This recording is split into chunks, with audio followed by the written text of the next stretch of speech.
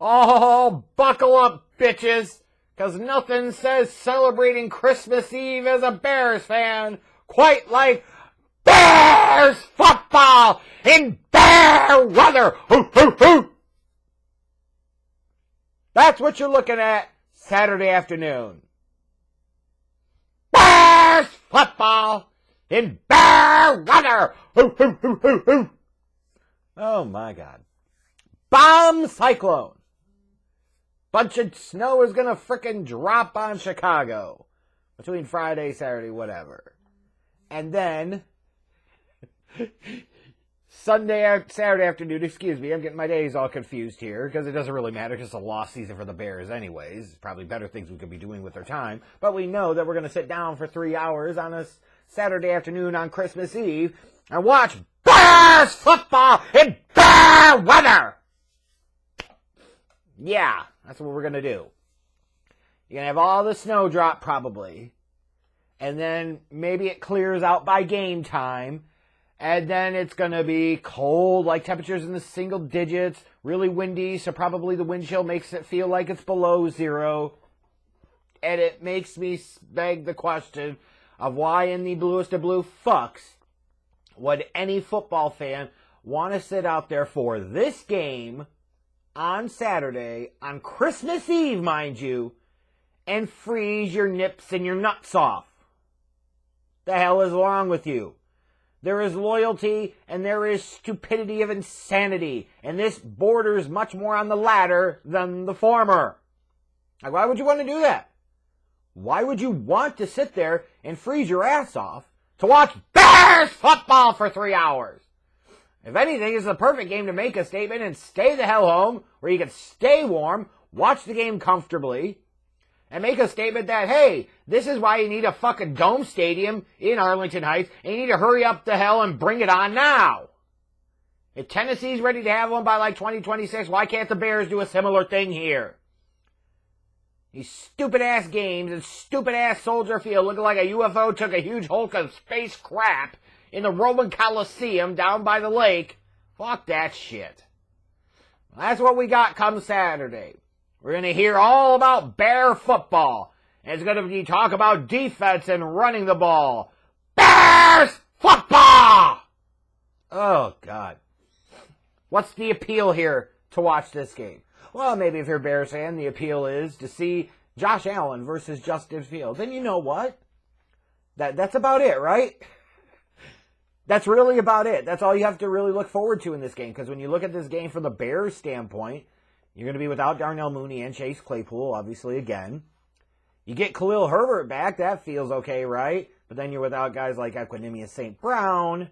And then you're also looking at the offensive line. You're without Tevin Jenkins and Cody Whitehair. So as much as you get excited about the thought of Justin Fields and Josh Allen facing off against each other on Christmas Eve, you also come to that striking realization of, oh shit, 40% of the offensive line in front of Justin Fields will be replacements, and the bench strength there for the offensive line is about doo-doo crap.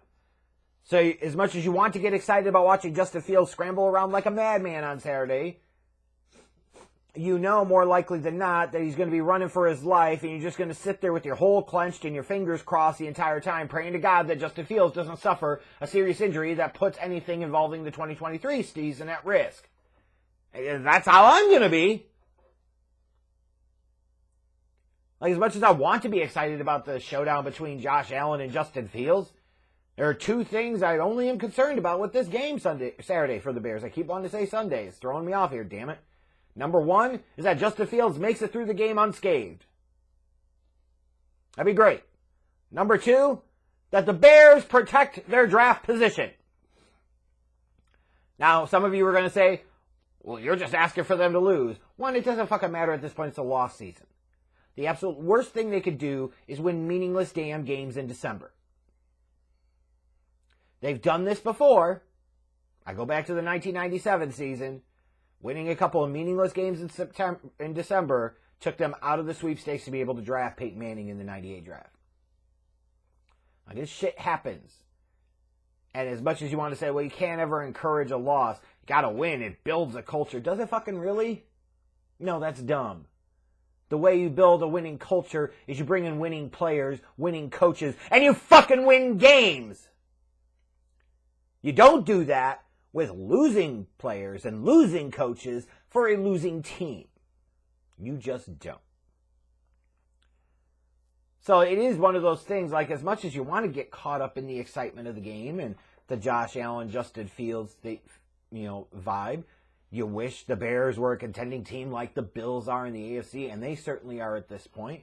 We'll find out whether they end up with home field advantage or the Chiefs or the Bengals. But that AFC at the top, it's going to be a dogfight between those three teams. It feels like one of those three is going to represent the AFC in the Super Bowl. My money is still on the Bills, but I certainly would not overlook the Chiefs or the Bengals at this point. They're the last two conference champions. Meanwhile, you look at the Bears, and we watched them last week against Jalen Hurts and the Eagles, and now Jalen Hurts is going to be out for the game against the Cowboys. Sorry, Philly. It's one of those things where you want to see Justin Fields play well but stay healthy, but you don't want to see him play too well where they fumble fuck into a win here, because let's be clear again, the Bears winning this game would be really, really bad. As much as possible, the Bears want to end up with that second overall pick in April. No worse than third overall pick. Call me defeatist, call me negative all you want, but that's the reality. I can't help if you can't look at the bigger picture. There is no question that at the end of the day, I would love to see the Bears be a Super Bowl contending team. They're not. They got a lot of work to do. But right now, the best thing for them to help them become a future Super Bowl contending team, like the Bills are now, is they've got to lose out the rest of the way. They have to. You have to be able to acknowledge the bigger picture. You might not like it. You might not enjoy it. You might be tired of all the losing and mediocrity of Bears football. But that is absolutely the best thing for this team and this organization is lose out. They have to. As far as this game Saturday, again, I keep trying to say Sunday. It's throwing me off, damn it. You look at it and the lines, the Bills by 8, which makes you say, there's no way that the Bills would only beat the Bears by 8. But it's hard to know what's going to happen with the weather forecast, right? It could be a big nothing burger and it's just a cold day, but other than that, it's no big deal. Or it could be really blustery, like freeze to your sack type of temperatures, and that could be a different story. As far as the matchup, we'll see how the Bills are able to defend against Justin Fields and his running, because his running, messes teams up. It's like Josh Allen as a runner messes up opposing defenses. It can be frustrating. So can Justin Fields. The big difference, of course, is that Josh Allen is significantly better as a passer right now than Justin Fields. The passing attack of the Buffalo Bills is vastly superior to the Chicago Bears. And if that's going to make Bears fans cry, oh, Justin Fields should have made the Pro Bowl. No, he fucking shouldn't have. He's ultimately the quarterback of a 3-11 team, and he barely has, 2,000 yards passing? Does he even have 2,000 yards passing? Hold on. I've even lost track of that. He's over 1,000 yards rushing. We know that, right? I got to look this up here. Hold on. I totally neglected. Has he even reached 2,000 yards passing this year for a 3-11 team? He finally did. My apologies. How dare I forget? Justin Fields has a whopping 2,048 passing yards. And you got Bears fans pissing and moaning about he should have been one of the 3 NFC Pro Bowl quarterbacks. No, the fuck he shouldn't. I have no complaints about what happened whatsoever. Let him actually try to earn it in 2023 when he's got a better team around him. And let's see him, heaven forbid, at least break 3,000 yards passing. Oh, maybe get ambitious and break 32 or 3,400 yards passing. I don't want to get crazy here. But if you want to talk about the Bears, the Bills are another example of, the first couple of years of Buffalo, Josh Allen wasn't the greatest. Their passing attack wasn't the greatest. But what did they do? They put pieces around Josh Allen. They go make the trade for Stephon Diggs. You know what I mean? They drafted Dawson Knox. They drafted Gabe Davis. They invest in the offense. They invest draft picks. They invest money in that offense and build it up around Josh Allen. And by the time he got to year 3, you really start to see it pay off. It's a good reminder for the Bears, at the end of the day, you're going to go as far as your young quarterback and your offense takes you. And for the Bills, you could talk about, they have a great defense too. Yes. But look at what happened last year in the playoffs. It was their offense that kept them in it, and it was their defense that kept trying to fuck them up. And that was the number 1 defense of the league last year. That defense can be overrated to shit sometimes. Not talking about the Bills specifically. I'm talking about defense as a concept in the NFL in general. You don't want to be terrible on defense, but you certainly as hell don't have to be elite. You just got to be able to make some big stops when it matters. And the Bills weren't able to make big stops. So it didn't matter how good they were statistically as a defense.